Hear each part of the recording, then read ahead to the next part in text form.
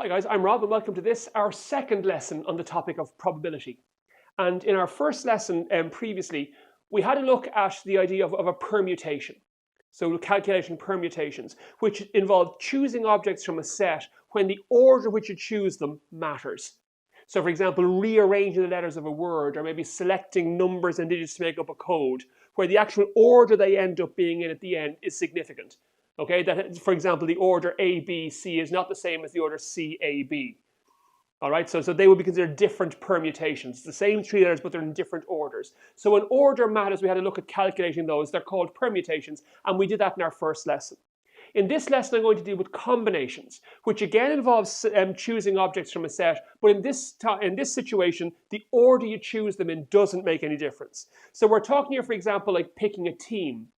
If you've got a panel of players and you're choosing 5 players to be on a team, the order you choose those 5 players in doesn't matter. All that matters is the set of 5 players you end up with. Okay, so that's a combination. Again, you're choosing objects from a set, but the order they're chosen in doesn't make any difference, doesn't matter. And this is dealt with on page 11 of your notes.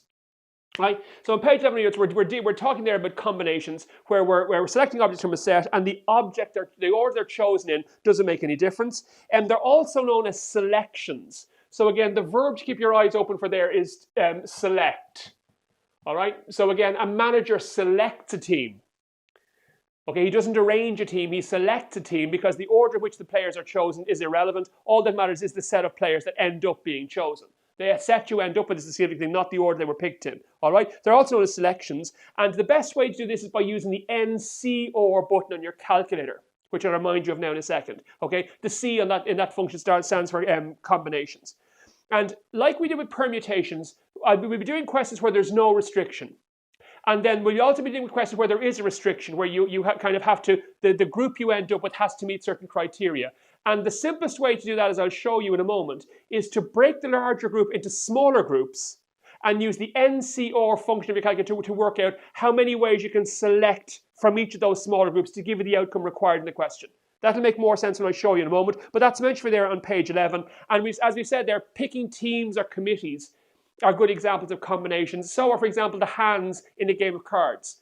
So if you're playing poker, the hand you end up with is the 5 cards you're dealt. The order they were dealt to you in doesn't make any difference. All that matters is which 5 cards you ended up with. So the hands you end up with in a game of cards, teams, committees, they're good examples of combinations. You're selecting objects from a set, and the order they're selecting doesn't matter, and usually repetition isn't possible when you're dealing with selections, because once you've chosen a player to be on the team, you can't choose that player again. Okay, once you've been dealt a card from a deck of cards, you can't be dealt the same card again. So usually repetition is not possible when we're dealing with combinations. So to show you, just wanted to point out, I'm on page 12 of your notes, that certainly when you start dealing with probability, a lot of probability questions will involve working with a deck of cards. And you should be, if you're not already, familiar with the layout of a deck of cards. A standard deck of playing cards, which has 52 cards altogether. Remember that there are 4 separate suits. There are hearts and diamonds, which are red, and there are clubs and spades, which are black. So that means half the cards in the deck. There are 13 hearts, there are 13 diamonds, they're all red. There are 13 clubs, and there are 13 spades, they're all black. So half the deck is red, half the deck is black. And within each suit, there are 13 what are called ranks. Ace, 2, 3, 4, 5, 6, 7, 8, 9, 10, Jack, Queen, and King. So you've got those 13 ranks in hearts, diamonds, clubs, and spades, and that's what a standard deck of cards is made up of. And the term picture cards refers to Jack, Queen, and King, simply because those cards have pictures on them. Okay, so that's the idea. So you should be familiar with the deck of cards. There's a copy there on page 12, just to familiarize yourself. So the examiner would expect you to be familiar with what a deck of cards consists of. All right, so how many black cards there are, how many clubs there are, how many aces there are, that kind of thing. You should be familiar with the layout of a deck of cards. So the first question I'll look at there is the one on page 13. Okay, question 2.1, right? And you can see there it says a children's martial arts class has 16 members. 10 members are girls and 6 members are boys. And the class instructor is selecting, okay, a team of 5 members to take part in a live demonstration. All right, and the first thing is how many 5-member teams are possible altogether. So remember, we're selecting a team where you've got 16 members in the club altogether, and you're choosing a team of 5. The order you choose those team members in doesn't make any difference. That's irrelevant. All that matters is which set of 5 members we end up with to take part in the demonstration. So because order doesn't matter here, we're dealing with combinations, and there's a big hint in the questions they're not where he says select, that the instructor is selecting the team. Okay, so the first one there, remember, we just want to select any 5 from the 16 members. So that's just going to be 16, choose 5. So remember, this is a binomial calculation here. It's an NCR calculation. So that's the number of people I have to choose from, and that's how many I'm choosing like that. And when we enter that in your calculator using the NCR, when we put that in 16C5. Okay, so 16C5 is the calculation there. Now, just to remind you how we do that on the calculator, that the function I'm looking for there is in the catalog menu. So you've got your catalog button up here in the top right-hand corner. Okay, the catalog button there. So I want to put in 16C5. I type in the number 16 first of all. So type in 16 like that. Then press the catalog button, and you can see the second option down here. Second option is probability. So I press the downward arrow so that probability is selected, and then press OK. And you can see then down at the bottom there, there's your combination button. Okay, so down the bottom here, there's my combination function down there. All right, so if I press downwards twice, to get down to combination, then press OK. When I come back out, there's the C, okay, highlighted on the screen, and then I just put in the 5, right? So if I put in my 5 then and press execute, there's my answer, 4368. Okay? So the calculation there gives me an answer 4368, and that's my solution there, 4368. Okay? Now, it might be just worth pointing out to you how that calculation is actually done by hand. So if you were working out what this is, say for example I was working out what 8C3 is, okay, that obviously I can type that into my calculator, but what exactly is the calculation my calculator is doing when I'm asked to do that? Well, if you're asked to work out what 8C3 is, first of all, if I set up a fraction like that, I want to put every number from that there, from 1 up to this number here below the line. So below I'm going to go from 1 up to 3. So that's just 1 by 2 by 3. If that was a 6 there, it'd be 1 by 2 by 3 by 4 by 5 by 6 below the line. Okay, so below the line I go from 1 up to this number here. Above the line I start from that number and go down until I've got the same number of numbers above and below the line. So because I've got 3 numbers below the line, I want 3 numbers above the line, starting from 8 and working downwards. So it's 8 by 7 by 6. That's the calculation. So and if you put that, you can see here that, for example, 2 3s are 6. So I get 7 8s. That's 56. And if you check your calculator, that's the correct answer. So that's the way your calculator will do that calculation. That's how you calculate a binomial coefficient. Okay, so 8C3, it's go from 1 up to that number below the line, and go from that number downwards, so you've got the same number of numbers above and below the line. And when you cancel out and multiply, that's where the answer comes from. So in this case here, below the line, I'd have 1 by 2 by 3 by 4 by 5. And above the line, I'd have 16 by 15 by 14 by 13 by 12. And if I work that out, I get the answer 4368. That's the number of different 5-member teams the instructor could choose in this case, okay, with no restriction. Now, part 2, it says, if one of the girls is nominated as a captain, how many teams are possible that the captain must be included? Now, this is kind of a simple example, just to show you the basic idea in my head when I'm doing that. So now there's a restriction that one of the girls has to be chosen for the team. She's the captain. The other 4 members of the team can be any from the rest of the club. So what I'm doing now is, because of the restriction, I'm going to break this group of 6 into 2 smaller groups, right? So I've got this group here, right? That's the captain, and there's one of those, and then there's everybody else. Then there's the rest. So that's how I'm thinking of the group now. So I've got the one captain, and I've got the rest of the class of the club, which is 15 people. Now, how many do I need to select from each group there to give me the requirement of the question? Well, it says you're picking a team of 5 members, and the captain must be included. So I have to pick 1 from this group here, and then the remaining 4 from that group there. That's how I do this calculation. So when you've got a restriction here, break the larger group into 2 smaller groups and ask yourself, how many do you need to pick from each of those 2 smaller groups to give you the requirement in the question? So I've got 1 captain and then the 15 others. And to give me the requirement of the question, I have to select 1 from the captain group and then 4 from the rest. So that's just going to be a 1C1, that's this bit here, multiplied by, because remember, and means multiply. We met that already. You want to pick the captain and 4 of the others. And then 15C4. Right, if you just type that into your calculator, exactly as it appears there, using the NCR button as we mentioned before, that's 1365. Now, obviously, you can leave this bit out when you're doing a calculation yourself. I don't need that. I'm just using that to show you how in my head I would do any of these, right? Because if you're kind of saying, well, look, because one of the slots is filled by the captain, there's only 4 slots left on the team, and there's 15 people coming. So I can just do the 15C4 part, because this just ends up being 1 anyway. So I don't need to include that part of my calculation. 15C4 is fine. You can just think of that in your own head. There's only 15 slots up for, there's only 4 slots up for grabs because the captain has taken one of them. And there's 15 club members looking for those slots, so it's just 15C4. That's fine. But this is the idea in my head of how I pull a group apart like that. Right? So you can see, for example, in part 3, it says how many teams, not including the captain, consist of more boys than girls. Right? So let's say, for example, the captain is not including the captain. So the captain's out of commission here. Okay, maybe the captain's injured or something. So the captain is not including the team here. We're trying to pick a team then that consists of more boys than girls. So you've got 15 players left, remember, or 15 club members left that I'm trying to select a team from. But again, we're going to break them into smaller groups, right?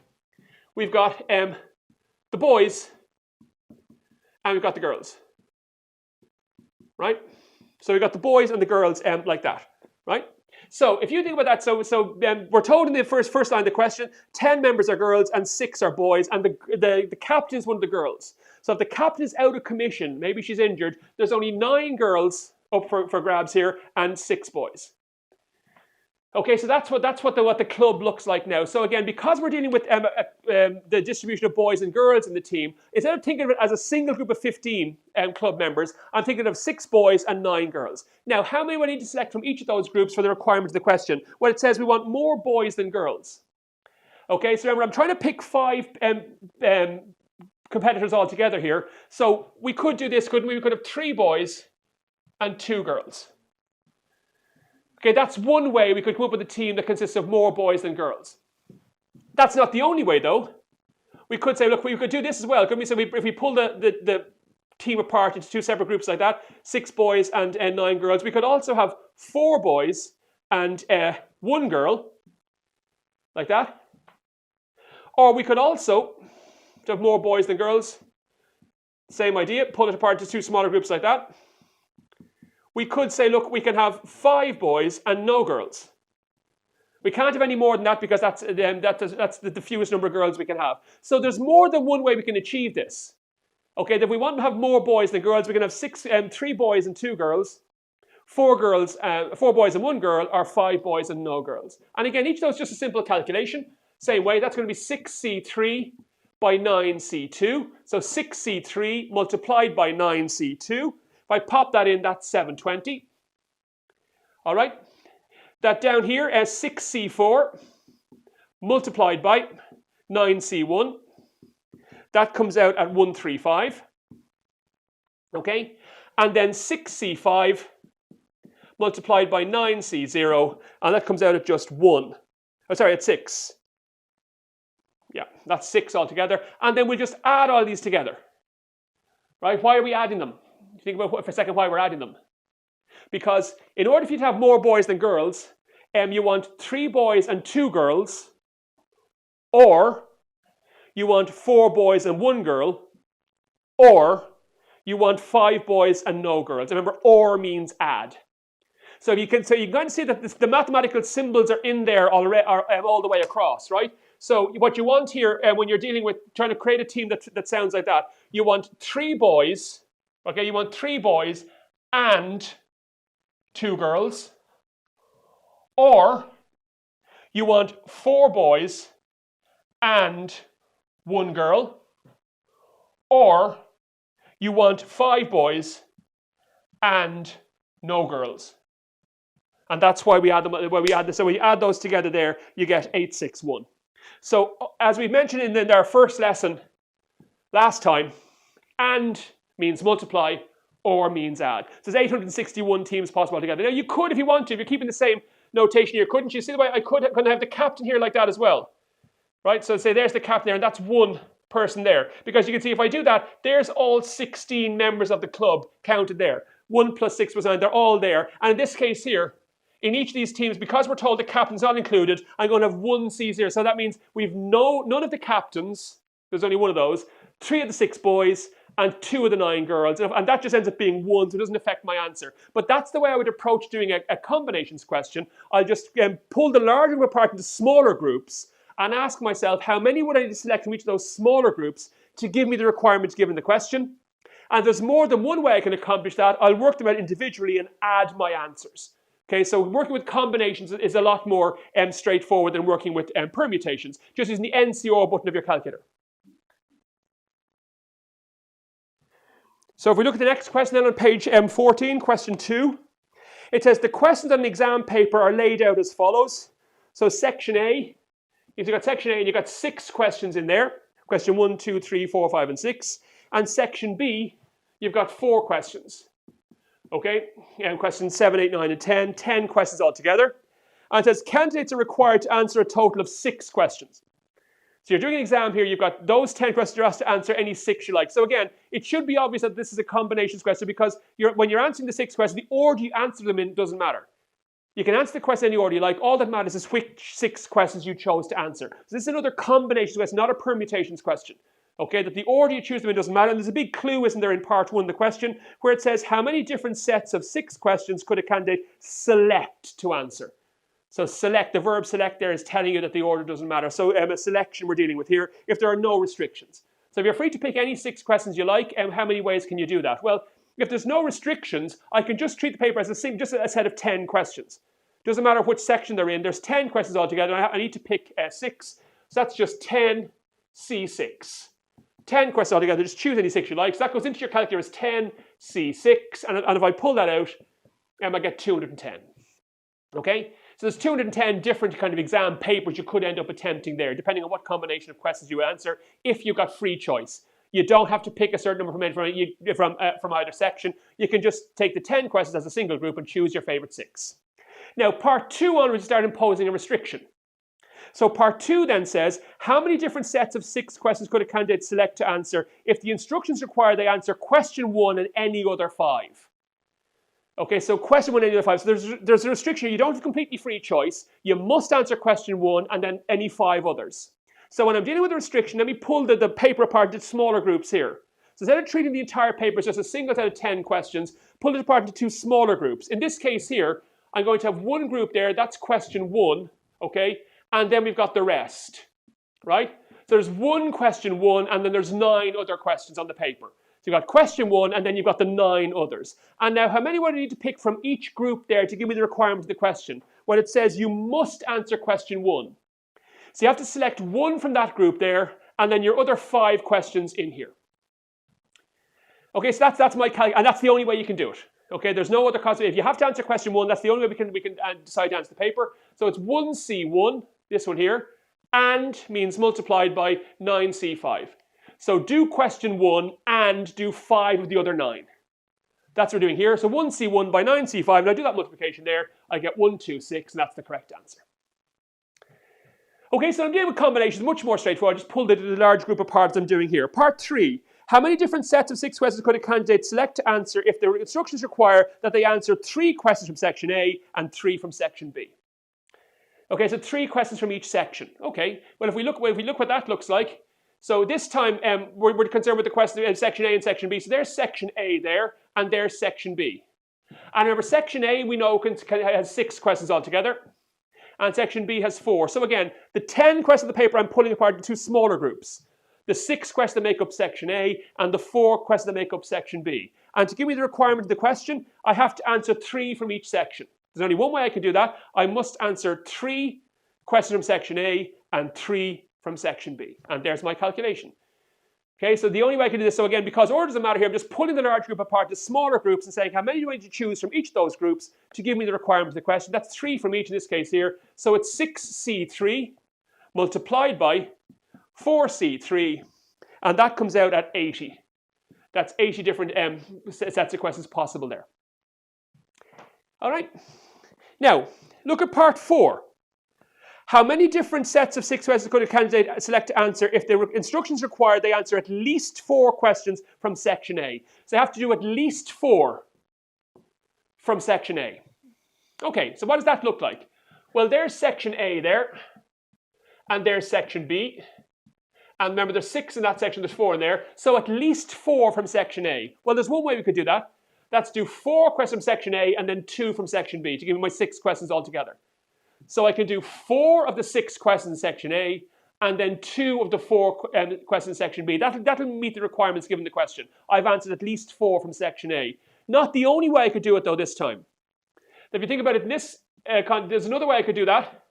Right, there's A and B again. So I could do 5 questions from section A and just do 1 from section B. That's possible. Or there's nothing to say I couldn't do this. Right? I could, if I want to, do all 6 questions from section A and do none from section B. So there's at least 4 from section A. That means I either do 4 or 5 or 6. And then that word or means we're going to be adding now in a moment. So if I just do those calculations there, it's 6C4 multiplied by 4C2. And that comes out at 90, right? Then we've got 6C5 multiplied by 4C1. That comes out at 24. And 6C6 by 4C0. That's unsurprisingly, that's 1. There's only one way you can choose to answer all 6 questions from section A and none from section B. That's just 1. And again, the OR means add those there and you get 115. There's 115 different combinations possible there. Okay, well, you got to select at least 4 from section A. And then finally, part 4. How many different sets of 6 questions could a candidate select to answer if the instructions required they do at least 2 questions from each section of the paper? At least 2 from each section. So again, I'm not sure what that is, but let me just kind of start writing them down. Like I did in the previous question. Okay, at least 4 from section A. I just had a look at what the possibilities were and then the calculations were quite easy. So let's see what we've got here, all right? So there's section A. And there's section B. 6 questions here, 4 there. So the question says we have to answer at least 2 from each section. Well, how can I do that? Well, let's say I could do 2 from A and 4 from B. That gives me 6 altogether. That's one possibility. Okay, do 2 from section A, 4 from section B. Is there another possibility? Well, yeah. You could do 3 from each section, 3 from section A, and 3 from section B. That's at least 2 from each section. I think there's one more possibility as well. I could do 4 from section A and do 2 from section B. Okay, now if I do any more from section A, that means I'll be doing less than 2 from section B. So I think they're the only possibilities there. 2 and 4, 3 and 3, 4 and 2. They're the only combination of questions that are possible where I do at least 2 from each section. So now it's just a matter of using my calculator. So it's 6C2 here, multiplied by 4C4. If I put that into my calculator, that comes out at 15. All right. Then this one here, 6C3, multiplied by 4C3. That comes out at 80. And then 6C4, multiplied by 4C2. And that comes out at 90. And again, when there's more than one possibility, you add them together because you answer 2 from section A and 4 from section B, or you answer 3 from section A and 3 from section B, or you answer 4 from section A and 2 from section B. So if I add all of those together, I get the answer, which is 185. Okay, so that's question 3.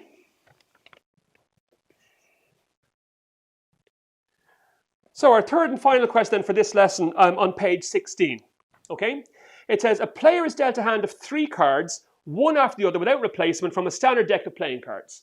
All right, how many different 3-card hands are possible altogether? So you're dealing out these 3 cards here, and all that matters is what 3 cards you end up with, not the order they were dealt to you in.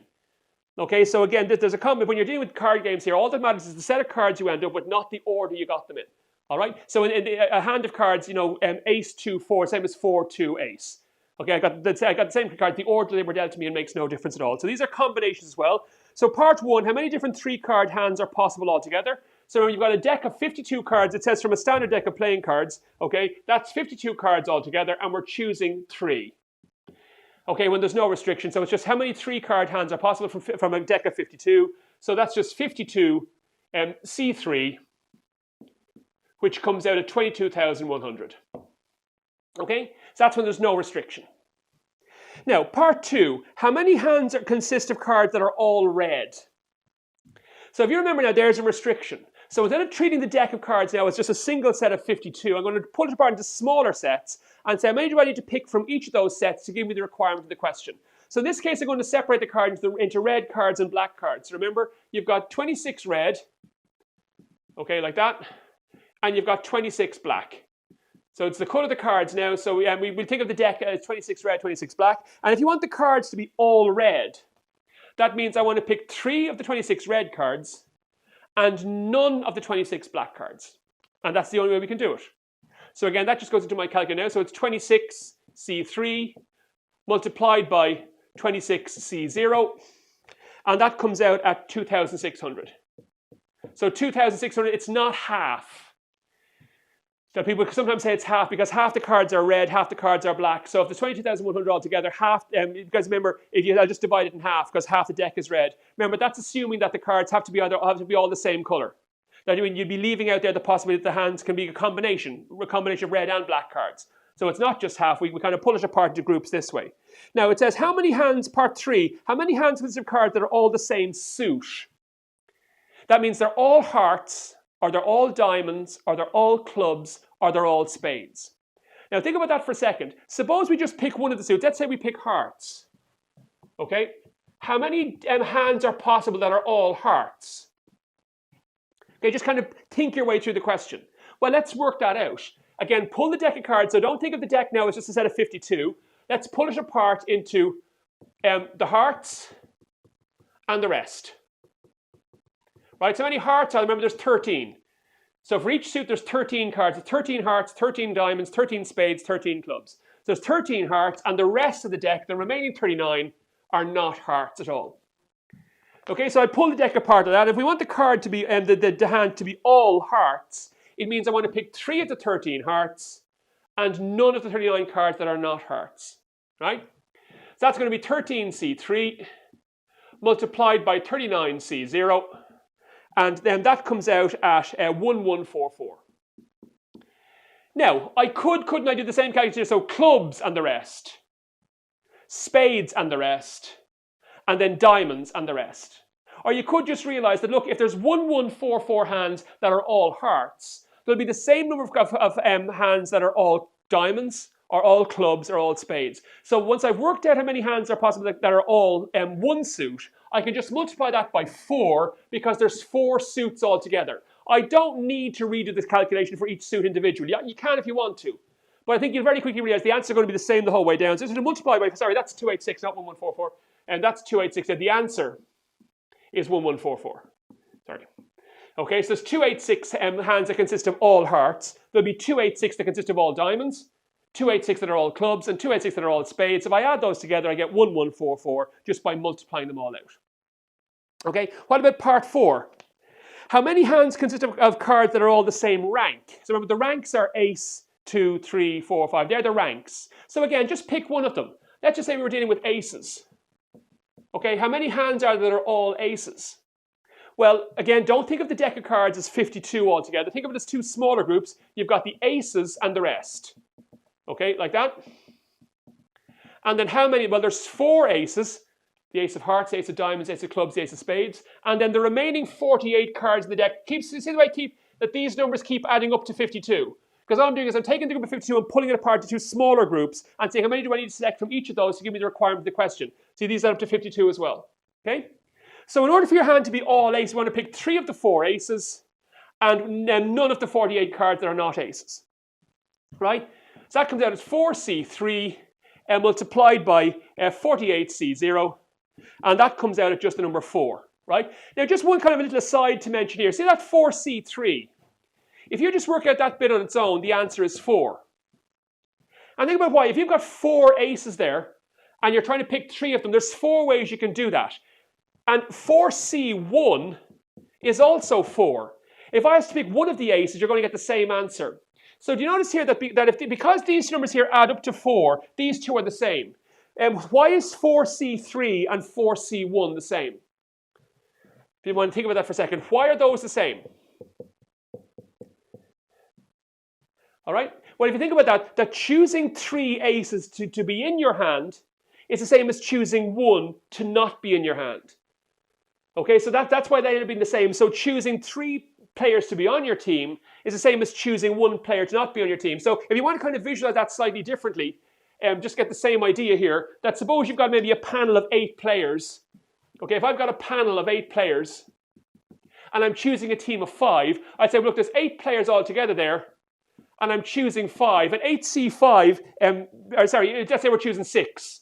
So 8C6 there ends up being 28. Okay? And you'll notice that's the same as 8C2, if I work that out on my calculator, because these 2 numbers add up to 8, so they're going to be the same value, right? So if these 2 numbers add up to 8, 8C, this number, will be the same as 8C that number, because choosing 6 players to be on your team is the very same as choosing 2 of the panel not to be on your team. They're the very same idea. And you can maybe see mathematically why that's the case. How would I do this calculation here? Well, below the line, I'd have everything from 1 up to 6 multiplied together. 1 by 2 by 3 by 4 by 5 by 6. Remember, go from 1 up to this number above the line. And from above the line, start from that number and work your way down. So you have the same number of numbers above and below the line. So above it would be 8 by 7 by 6 by 5 by 4 by 3. Okay? So that's what's going to be above the line. And do you notice here? See all those numbers there? Aren't they all the same? See 3, 4, 5, 6, 3, 4. So they would all cancel. All right? And you can see what you're left with is basically 8, 7, and 1 and 2. That's 8C2. That's this calculation here. All the other numbers will cancel, right? So if these 2 numbers add up to 8, their combination value will be the same. So I know for a fact that 8C5 and 8C3 is the same, because 3 and 5 are 8. 8C7 and 8C1 are the same, because 7 and 1 add up to 8. And choosing 7 players to be on your team is the same as choosing 1 player to not be on your team. So any 2 numbers that add up to 8 here, if you put them here and here, they'll be the same value. I just want to flag that for you here, that 4C3 is the same as 4C1. So there's 4 hands that consist of all aces. So remember, there'll be another 4 hands that are all 2s, and ones that are all 3s and all 4s. So all I'm going to do is multiply that by 13, because there's 13 different ranks altogether. And that gives me a total of 52. Okay, so there's 52 hands possible altogether where they're all the same rank, right? So to finish up the question then, on page 17, what about part 5? So part 5 says, what percentage of the possible hands consists of a pair? That is 2 cards of the same rank and a third of a different rank. Now there's a lot going on in this question. Just kind of talk your way through it in your head. Okay, let's just pick one rank for the moment. Let's say, for example, we want to find how many hands there are that consist of a pair of aces. Okay, so a pair of aces. Same idea then as we had a moment ago. There's the aces, and there's the rest. Okay, and there's 4 aces, and then there's 48 cards that are not aces. So how would my hand consist of a pair of aces? Well, that means I have to choose 2 of the 4 aces, and then 1 of the cards that's not an ace. That's what I make up a pair. Okay, 2 aces and 1 card that's not an ace. And I'll just again work that out there. So it's 4C2 multiplied by 48C1. All right, and that comes out at 288. Right? So there's 288 different hands there that consist of a pair of aces. There'll be another 288 that consists of a pair of 2s, and then another 288 that consists of a pair of 3s, and so on. So if I just multiply that by the number of different ranks there, if I multiply that by 13, because there's 13 different ranks, okay, I get 3744. So that's the number of hands there are that consist of a pair. 2 cards that match and the third one that doesn't, all right? And we're asking that as a percentage, so we'll give that as a percentage of the total we worked out back in part 1. So it's 3744. Out of the total of 22100, and again we multiply by 100 to make a percentage out of it, okay, and that comes out about 16.9% or 17%. It doesn't give you any guidance on rounding, so about 17% of the hands will consist of a pair. Now, the last part, part 6, what percentage of the possible hands consists of cards that are all different? Now, that's quite difficult to do head on. So again, here's another kind of, and it's not impossible, but it's kind of a few things you have to weigh up if you're doing it head on, right? But if you think about this for a second, I mean, is it possible to go the other way? In order for a card, if you've got dealt with 3 cards, if you're dealt 3 cards from a deck of cards, there's only 3 possibilities. Either they'll all be the same rank, there'll be 2 the same and 1 different, or they're all different, right? So they're the only possibilities. So either they're all the same, all three cards are the same rank, or two of them are the same, or none of them are the same.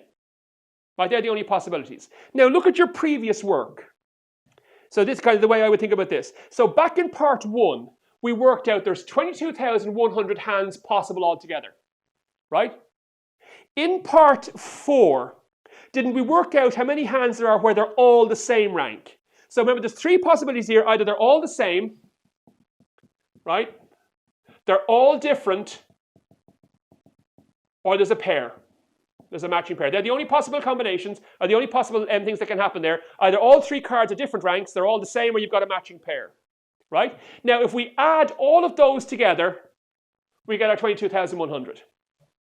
Right? Now, in part 4 of the question, we worked out this guy. Okay, the number of hands where they're all the same. Okay, and we said that that's part of that there's 52, right? So there's 52 of those. And then in part 5, we worked out how many hands there are that contain a pair. That's 3744. So if I subtract these two from the total, the hands I'm left with are the ones where they're different. That's very often a good way of thinking about these questions. Would it be easier to find the ones I'm not concerned with and take them from the total? Again, you've always got options here, but that's a nice workaround here. So if I say, look, so if I subtract the 52, which are the ones where they're all the same, and subtract the one, so that's the one where there's 3 the same, then subtract the ones where there's 2 the same, we're left with the ones where there's none the same, and that's 18304. Okay? And if I just express that as a percentage before, 18304 out of 22,100, and we make it a percentage by multiplying by 100, and that's 82.8% or thereabouts of hands. Will then all be different ranks. So that's combinations. What we're going to start moving towards now in the next lesson or two then is showing you how you can use both permutations from lesson 1 and combinations from lesson 2 to answer a question where you're asked to find the probability of something happening, particularly when there's multiple trials. So these two here are kind of laying the groundwork for looking at the probability and find the probability of an event happening when there are multiple trials, and we'll start moving towards that now in our next lesson.